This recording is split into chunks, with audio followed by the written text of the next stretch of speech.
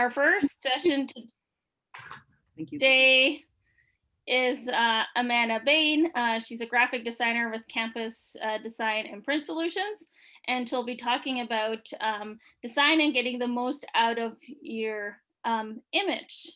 Amanda, take it away. All right, thanks, Doris. I'll just bring up my screen here. As Doris said, I am a graphic designer with Campus Design and Print Solutions. I've been doing graphic design for about 15 years now, oh boy. And I also have marketing or backgrounds in marketing and fine arts. So today I'll be talking a little bit about kind of what goes into creating a great image and some creative strategies that can help you come up with an idea for a visual that's representative of your research. So we'll dive right into this. I'll be here for the Q&A session at the end. If you have any questions, please just hold them for then. All right, let's jump into it. So what do books, photos, movies, songs, mathematical equations, sculptures, traditional dances, chemical formulas, advertisements, and paintings have in common? Now, these things might seem unrelated, but they are all methods of communication. So if you think about it, images are just another way to communicate. You all know the saying, a picture is worth 1,000 words. Basically, an image can communicate things that can't be expressed in words, and we can connect to images in a different way that's kind of more universal. If you think about the types of images you see in your everyday life, I mean, we're bombarded by images all the time, and the kinds of images that stand out to you, you think of good images that elicit emotion. Maybe they make us think, maybe they make us laugh. Above all, good images tell a story, and that's what we really want to do in the images of research competition. We want to tell a story about your research. So many of us, even those of us who work in creative positions every day, and probably especially us, struggle to come up with ideas. Thinking about what you want to communicate about your research is a really good place to start. And this is the approach we use in marketing and advertising. So in this case, you can kind of ask yourself, what do you want to communicate about your research? What is unique about your area of study or your process? Maybe you do something different with your research method that other people don't typically do. Why is your research important to you? What impact will it have or has it had on others? What are your key findings? Did you find anything surprising in the course of your research? What do you love about your work? What parts are difficult? Maybe you work in an area that has a lot of poverty. You could tell a story about that. What tools do you use in your research?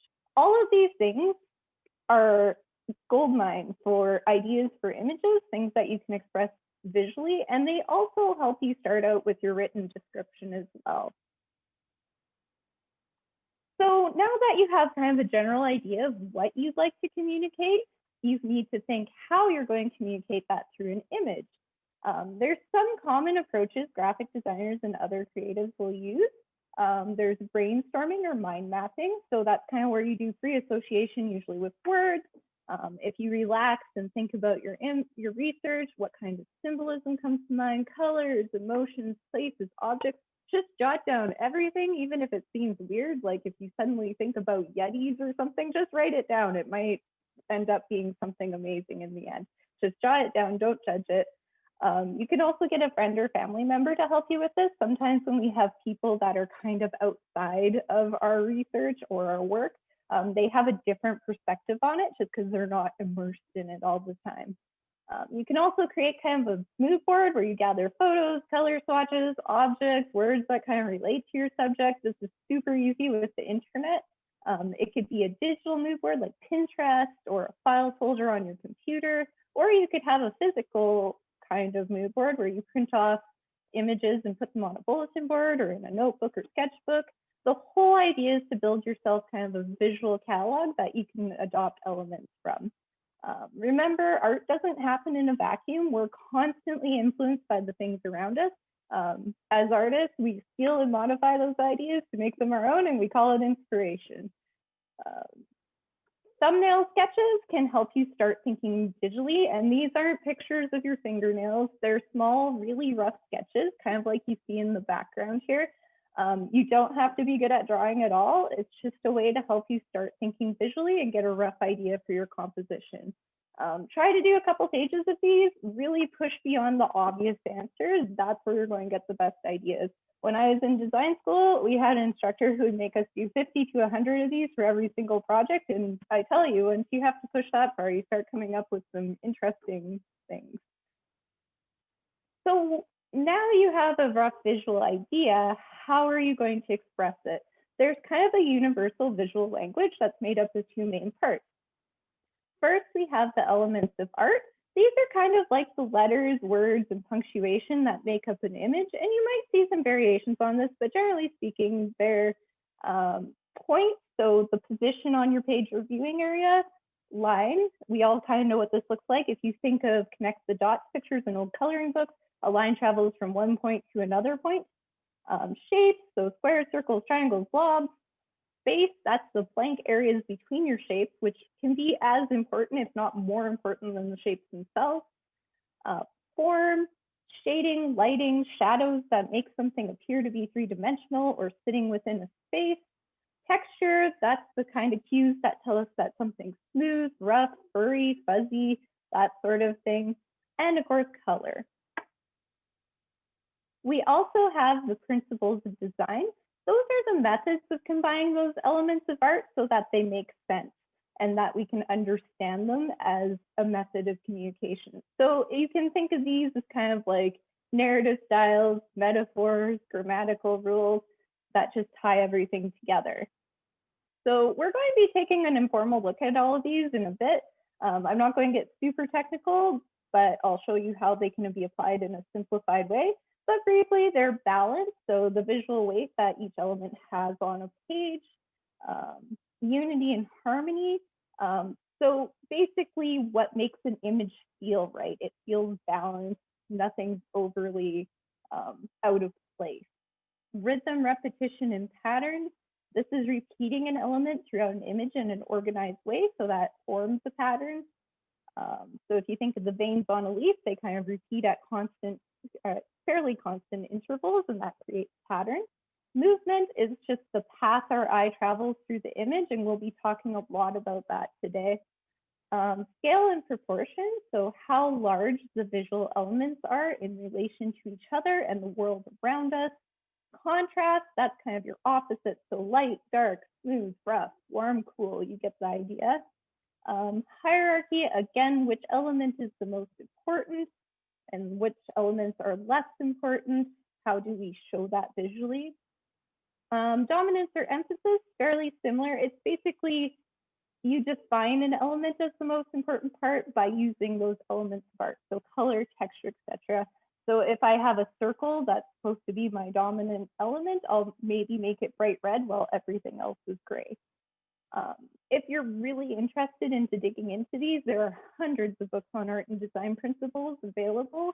One of the good ones is Graphic Design's The New Basics from Ellen Lupton, but I'll let you do that on your own. So as I was saying, eye flow is an important part of design. Generally in the West, we learn to read left to right, top to bottom. So we kind of have this diagonal that our eye travels. And we naturally read images in the same way unless there's something to redirect our eye. And artists, designers, photographers, they all use the elements of art and design to create this flow and tell you where to look. Obviously, if you're in a different region, you're speaking a different language, say Arabic or Hebrew language, you might read right to left.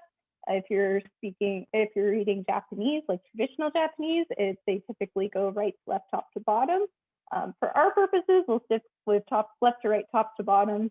But if you're trying to express the feeling of being in a different area or you're involved with linguistics, this may be something you can exploit as well. So we can see how those elements of art and design can affect eye flow in a website. So if we look up here, we have this big blue bar with this top text.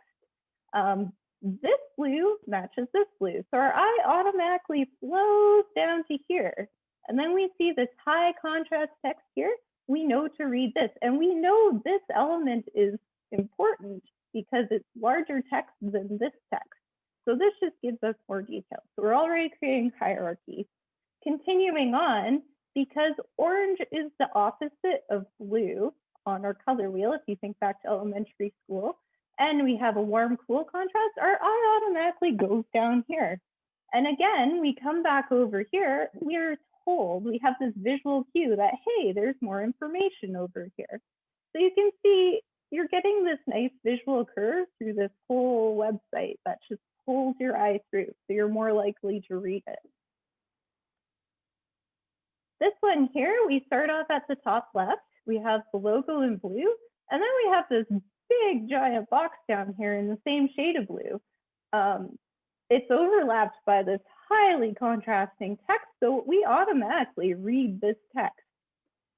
This is their kind of marketing blurb. This is where our eye goes next because it's another white space in reverse. So our eye flows down here and we read their marketing copy. That's what they're going for. And hopefully we just keep scrolling downwards. That's kind of their whole idea with this. You can see this background image. You have these subtle downward lines telling you to keep reading downward. They want you to keep reading more, so the designer has manipulated you into doing that. So that's something we can apply in our own images, and that's what we want to do. So keeping eye flow and art and design elements in mind, we're going to take a look at a few different tricks that you can use to make your images more interesting. Now, since most of you will likely be using photography as your medium, that's what I'm going to focus on, but these principles are applicable to any visual form. So first off, we want to consider what will be the focal point of our image. That is your key point of interest. What do you want people to look at first? So why is it important to have a focal point, first of all? Well, let's take a look at this next image here. So this image has no focal point. And as you can see, it's really awful to look at. You don't know where to focus. It makes you kind of dizzy and you don't want to keep staring at it. You just kind of want to look away. This image is still a stack of objects, but it does actually have a focal point. Right in here, your eyes is where your eyes kind of automatically go. And part of that is because you have this blur back here, this contrast, this size difference, the objects get larger as they come forward.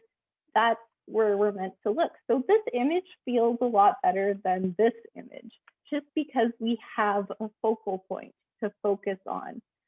If you're ever not sure where the focal point is in one of your images, you can close your eyes and just look away for a moment, then turn back and look at the image quickly.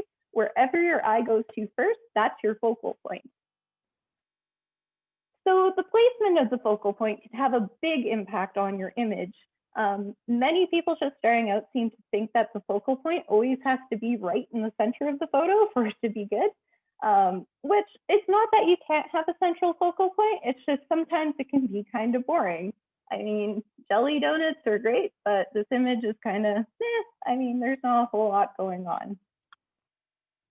This image, still a donut, still central focal point, but it's much more interesting. We have this warm, cool, pink, blue contrast going on. There's all this nice textured sprinkles happening. It's just more interesting to look at. I want to eat this donut more than I want to eat these donuts, even though I like those donuts more. Here again, it's another donut, but we have kind of an off-center focal point. We have this bite. It tells a different story from our previous image, even though it's the same thing, similar colors.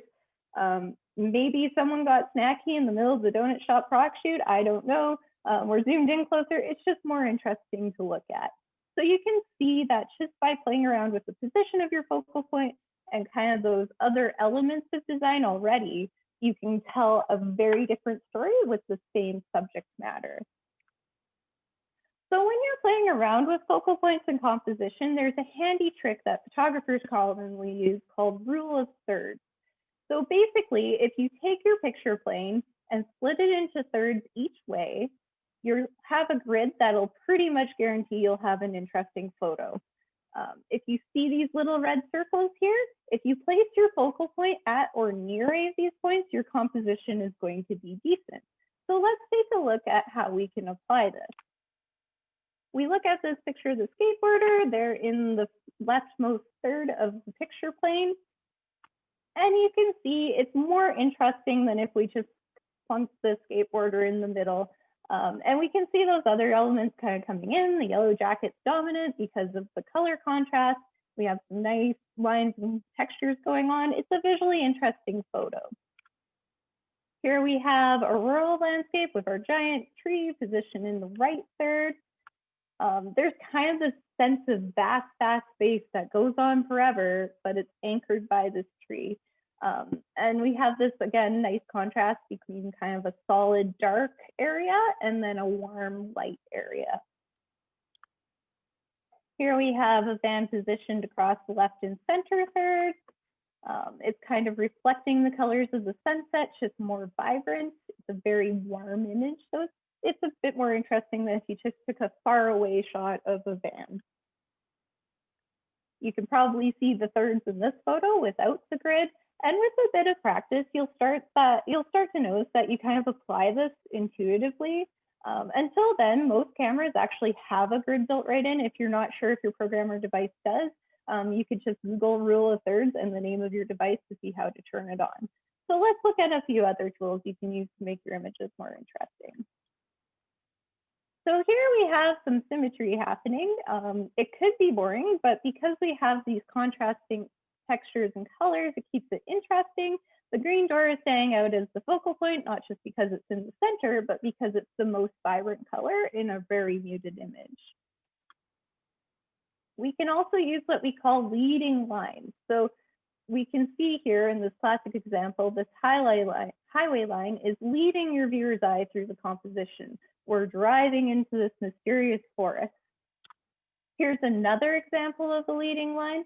So you can see where we have this one from the skateboard ramp, plus we have this really interesting shadow too that also creates a line, and they kind of converge upwards. You get that sense of vertical motion.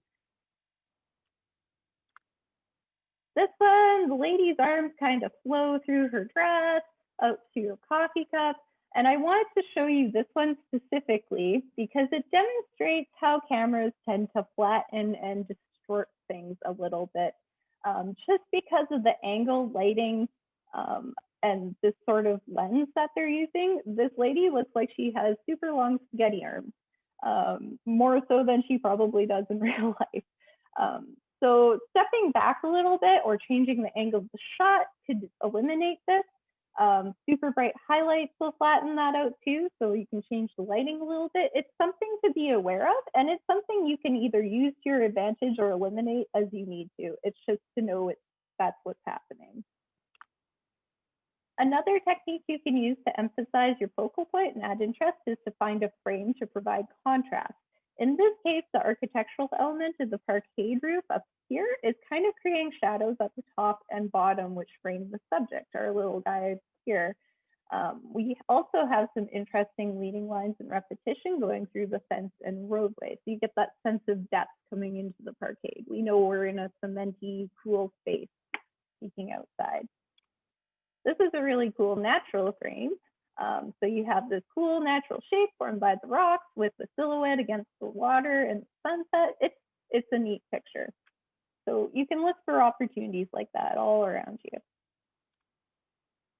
Repetition and pattern can be used to create rhythm and interest in your photos. You can see here we have the exact same place setting at all these tables repeated, but only the center table is clearly in focus. So our eyes go straight to this first. We also have a contrast between the bright blue and the neutral colors, the browns and everything here. And it just kind of makes this feel warm and inviting, maybe a little bit nostalgic, but it creates that depth again, because you can see repetition is leading your eye through the picture. In this image, our green leaves pull your eye down, and then you pop from color to color. So if we follow, maybe we start down here on this green slide, we see this peachy flower, it goes to this one, we go up to the pink flowers, which pulls us back here. Our eye just goes around and around this image and it keeps you engaged in it. Here, the person floating in the pool kind of breaks up this repetitive wave texture. He's also quite warm against a cool background. So you can see where it kind of provides that contrast. You automatically look at the person in the pool. And the motion in the texture kind of just keeps pulling you around back into that focal point. 5 minutes, please. Okay. We'll maybe just skip forward a little bit. Sorry, So that was a 5-minute warning, so. Okay. No, sorry, I I'm heard sorry to you. interrupt. No, it's not. Doris will give it to you in just a minute. My apologies. Okay, so I'm good. Okay, so repetition and pattern again, we can look at kind of how using that repetition and pattern and just changing the perspective turns something like a mundane staircase into an interesting subject. So just by changing our viewpoint on something that's really boring, it can become interesting. Here again, we have an example of a nice lady with her umbrella in the park. The yellow draws your eye into her in contrast with the misty green background. Kind of feels like she's maybe waiting for someone. Now, if we change that perspective, this is the same person and the same elements, but it's a totally different story. She feels bigger, stronger, monumental even. It's a very different story from this person back here. Maybe she feels a little bit lonely. She feels maybe kind of angry because someone stood her up at the park. I don't know. You can make up the story. Scale is something we can play with as well. We know how big a person is. And when we look at this door in comparison to this person, we know this is a very big door. So you can play with that as well. In this example, we have a little Lego minifigure, and it's probably honestly in a sandbox or a bucket of sand, but because we've played with the scale a little bit, we've zoomed right in on that figure, it feels bigger and it's kind of fun. So that's something else you could think of as well. Macro photography is a special technique you can use to take super close-up photos of small objects. It usually involves a special lens, and you can actually get you can rent macro photography lenses from places like BizTech. Basically, it allows us to see things we can't see with our eyes. Here we have a picture of a leaf. You can see these repeating lines. It just gives us a new perspective on something. Amanda, you have about 3 minutes left. Okay, we will push forward. Thank you. You want to make sure that when you're taking photos that you are creating depth in them. As we said before with our spaghetti arm lady, cameras tend to flatten stuff out. So there are a few ways you can create depth. So a common one is to use a plain background and you see this in portrait and product photography. Here, the subject stands out just by pure contrast. And it gives all this nice shaping and modeling in her face. Here again, white background, model pops forward just by contrast. This one is one of my favorites. So here we have a lower contrast background, but it's still really effective. So if we look at this image, the first place you look is this lady's eyes, and that's because they are the lightest part of this image. If you start to drift over here, you're actually caught into the spiral of really subtle contrast that pushes you right back to her eyes. Like you honestly can't look away. And it's just a beautiful use of light to make that contrast happen. And her face is very modeled, so you have that sense of depth. She's a very solid, real person. You can't always have a plain background, obviously, and you don't always want a plain background. So here we have a more natural setting. You can see kind of some trees. The photographers use what we call a shallow depth of field to kind of blur the background. You can do that by adjusting the aperture on your camera, check your manual, and you can see it just provides some interest in an otherwise in another image that might be boring on a plain background. He feels like he belongs here, whereas if it was a plain background, it might not be quite the same impact. Skip that. Contrast can also create depth. So here we have kind of this vivid color of the nails, jewelry, and clothing that really pop against the dark background. Here we have warm against cool. You can also use a vivid background and silhouette your subjects. You can place complementary colors against each other. Think of your elementary color wheel. And you can even place vivid against vivid. So here they've just kind of manipulated complementary colors and shapes to create this sense of depth.